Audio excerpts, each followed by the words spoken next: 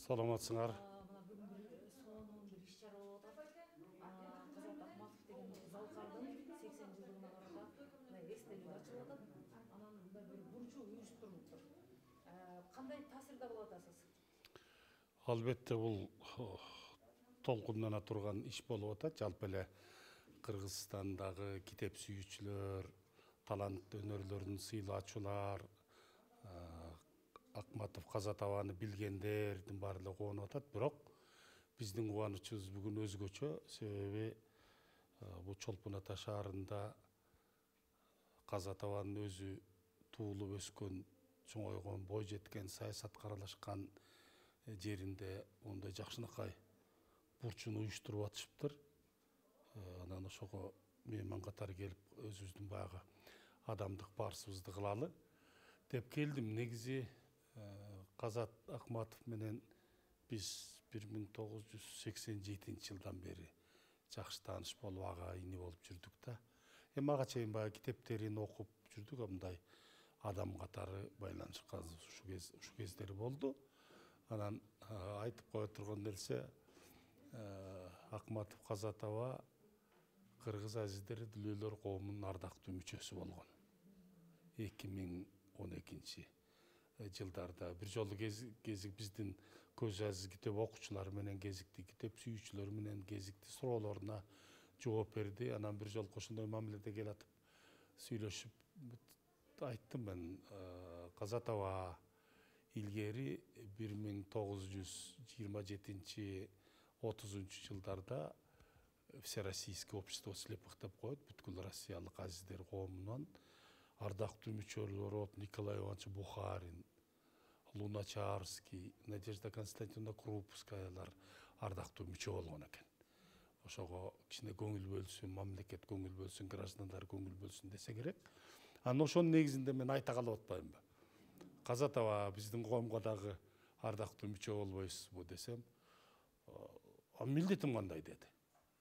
Милдетиңиз мына азыр кезигип атасыз го, көзү көрбөгөн китеп окуучулар, китеп сүйүүчүлөр менен ошолорго кезигип турасыз, суроолоруна жооп берип турасыз.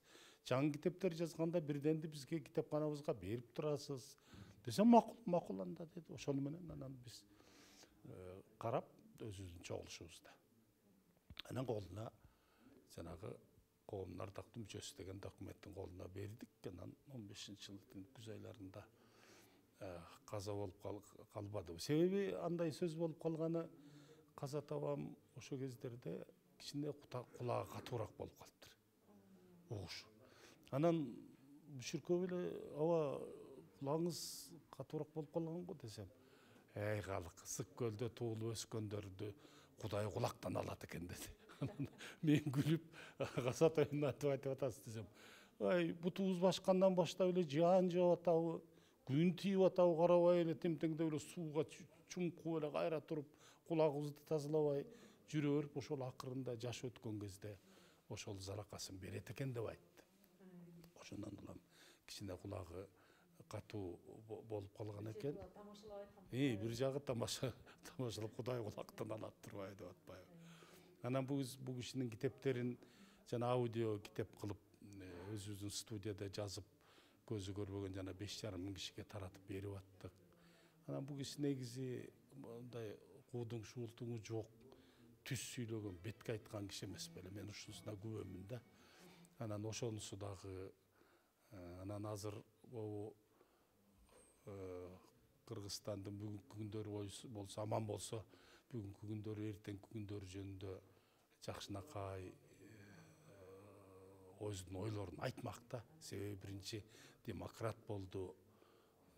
КДКны негиздеген баягы Жыпар Жекшеев, Табыл Дегенбердиев, Тургун Алиев, Турсунбек Акун, ушулар жүрүшпөдү башында. Ооба. Анан эми бул иш чаранын башы болуп атат, буюрса. Ушул иш мындан ары аягына чейин жакшы улансын, элге, мамлекетке тынчтык болуп, ынтымактуу бололук. Анан бир айта турганым, Казатабанын жакшы сөзү бар эле да, Кыргызстандын эли ынтымактуу болмоюн, кыргыз улуту өспөйт, кыргыз мамлекети өнүкпөйт.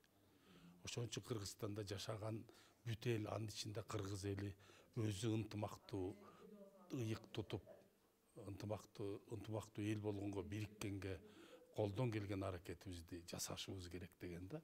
Ошол абал мына ошол Каза Табам айткан сөздөрдүн бүгүн актуалдуулугу билинип атат да. Az turup turuңuz, медальдарыңыз да алсын.